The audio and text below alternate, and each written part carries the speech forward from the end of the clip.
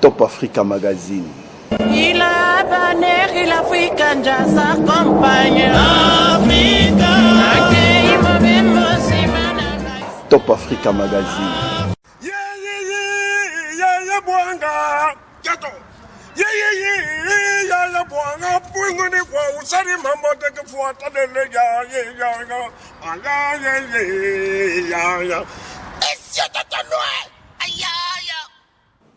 Vous voyez que la loi babimisi wana eza loi ya makambo elingi etia désordre na mboka na biso elingi bitumba ebima na mboka na biso toza koyokana na bango te parce que loi wana eye na problème ya seuil ya 3%. Elingi koloba nini? Elingi koloba ete parti na yo soki edui 3% ya voix na Congo te 3% ya voix na Congo elingi koloba 1 500 000. C'est-à-dire, aujourd'hui parti A, na président à parti FCR, na bimi premier na Kasangulu. Un exemple, na Mbazangu na bimi premier, ba candidat na ngai. Na Kwango, na Kenge na bimi premier, na Mbandaka na bimi premier, na Kisangani na bimi premier. Ba candidat na ngai ba bimi premier partout. Voix na bango yon surtout na ba député yon sur le Congo national et bimisi par exemple 450 000 voix mais ba tonanga ba bimi premier. Mais parce que tu atteindre seuil il y a 3% terre, c'est-à-dire 1 500 000 voix pour na 45 millions parti na ngai ko en Assemblée nationale. Donc c'est-à-dire, Motonangai na Mbazangungu a bimi premier na 140 000 voix. Mais Moto ya PPRD a joué 200 voix. Parce que parti naye ezali à travers le pays et bimisi par exemple 2 millions de voix. Moto a joué 140 000 voix à Koya na parlementaire, mais Moto a 200 voix nde à Koya na parlement. Mais qu'on crée un problème. Imaginez ba élection na biso ezali sur base ba tribal. Sur base ethnique. Bamoni leader na bango ezali moto toponi. Moto par exemple na bamboka comme na ba minorité ezali. Na mboka wana minorité ezali peuple moko ezali soki na 5 000 habitants. Mais bozana groupement mosusu ezali na 80 000 habitants. Pe moto adui 200 000 voix kuna ya ko passer ta ya ko passer de moto minorité il y a 200 voix à l'équipe pour atteindre la partie où ils allaient na c'est à 3% à travers le pays. Situation où on a et qu'on crée un problème. Qu'on bosse en terre, biso tous les pays et où il y a post-conflit, où il y a un conflit. Ce qui bateau ya législateur à l'époque, en 2005, baloba qui tout ça le système proportionnel et zala qui pote ba leader rayon soit à travers le pays tout récupérer bango ba kota na kati ya parlement qui mien kota na boka. Voyez bi situation à sika le quoi to komi des autres ekoya na boka à cause de cette loi. Oui, dans le sens que balingi ba changer moi ne biloko le gars en 2015 yango balingi ba ya nango lisusu. C'est-à-dire schéma na bango ezanini.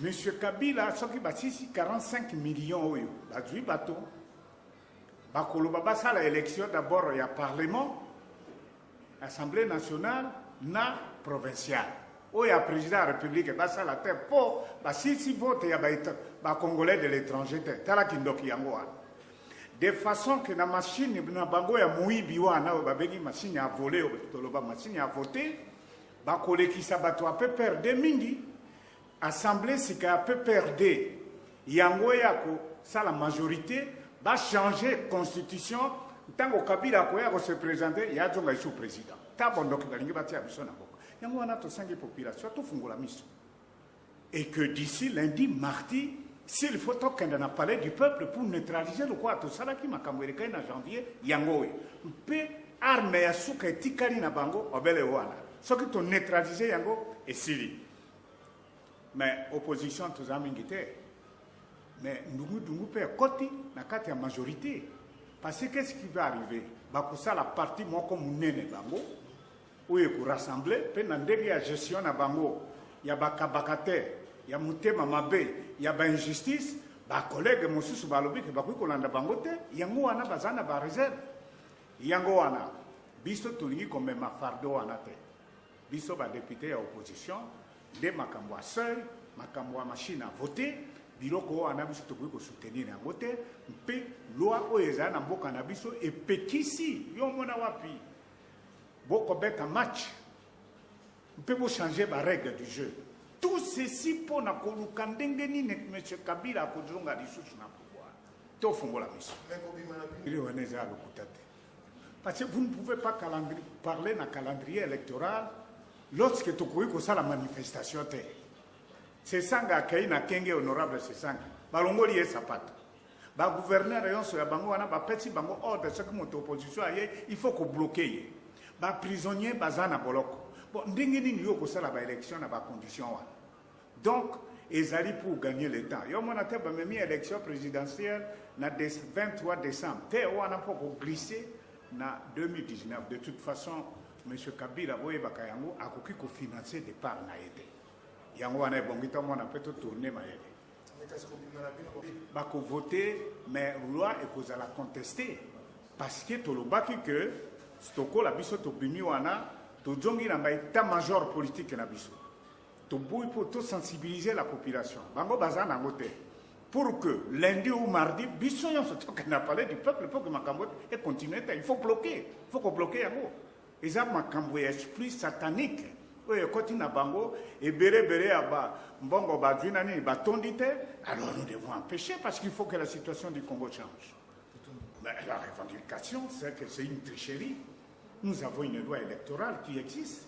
On a payé des cautions ici pendant un temps pour l'Assemblée provinciale. Ça veut dire que le processus était engagé. Et pourquoi ce changement de dernière minute? Pourquoi la machine a voté? Pourquoi nous imposer un seuil de 3% pour que le parti siège au Parlement? Ça veut dire que demain, qui va siéger au Parlement, c'est celui qui a l'argent. Et comme ils ont beaucoup volé l'argent de la République, ils chercheront à corrompre les gens, à tricher avec la machine à voter pour pouvoir se positionner et gérer le pays. C'est la pourriture. C'est pourquoi nous considérons que le moment est très grave. Le peuple congolais doit se réveiller. Nous devons revenir dans nos états-majors politiques pour chauffer et réunir toute l'opposition, toutes les tendances. Nous devons taire nos divergences. Le pays est en danger. Il faut sauver la nation. Est-ce que cette décision... Vous avez suivi Jeune Afrique. Il faut saluer cette revue historique de notre continent. Tous les secrets avec la complicité de la CENI. Vous avez suivi le président de l'Assemblée féliciter le président de la CENI supposé être neutre.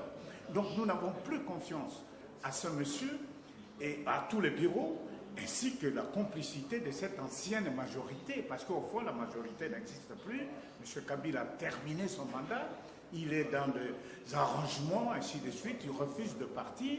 Et nous ne pouvons pas, les gens qui n'ont ni légitimité ni légalité, on ne peut pas leur donner le droit de disposer sur une nation, d'une nation. Ça, nous ne pouvons pas. Et c'est pourquoi l'opposition a préféré quitter la salle pour ne pas prendre la responsabilité. Et le moment venu, nous devons rentrer pour pouvoir opposer la résistance. Et cela est possible et notre peuple va nous soutenir. On peut avoir la mémoire courte. Mais en janvier, le même gens avec la même méthode, ils ont dû retirer la loi électorale. Mais qu'est-ce qui a changé? Le même peuple est là. C'est à nous, les leaders, de chauffer.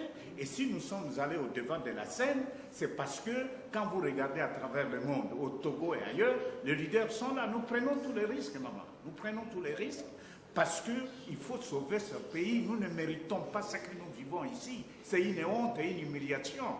L'équipe Kabila a échoué sur toute la ligne. Tchibala qui a battu les tambours avec nous dans l'opposition, aujourd'hui, il est devenu aphone, terriblement aphone. Il ne sait plus comment tourner le vent. Alors, comment voulez-vous qu'on continue à voguer avec de tels gens? C'est pourquoi nous prenons nos responsabilités. Et demain, nous allons encore reprendre des actions. Alors, cette fois-ci, toujours pacifique. Nous disons à nos membres, à nos camarades, pas question d'utiliser les cocktails Molotov, pas question d'utiliser les pierres, pas question des machettes, pas question de casser le bien d'autrui. Nous avons démontré dans cette ville que nous avons une opposition disciplinée. Vous avez vu l'arrivée de Tshisekedi au mois de juillet, il n'y avait pas une seule casse. Vous avez vu le grand meeting qui a été tenu en face du stade de Martyrs, entre l'avenue de l'Enseignement et Triomphal.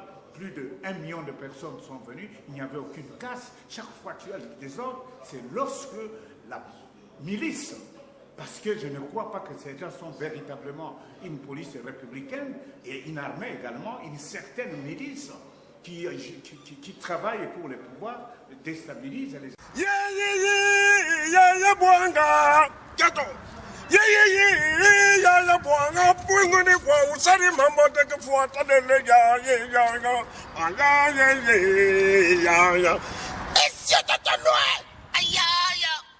Top Africa Magazine.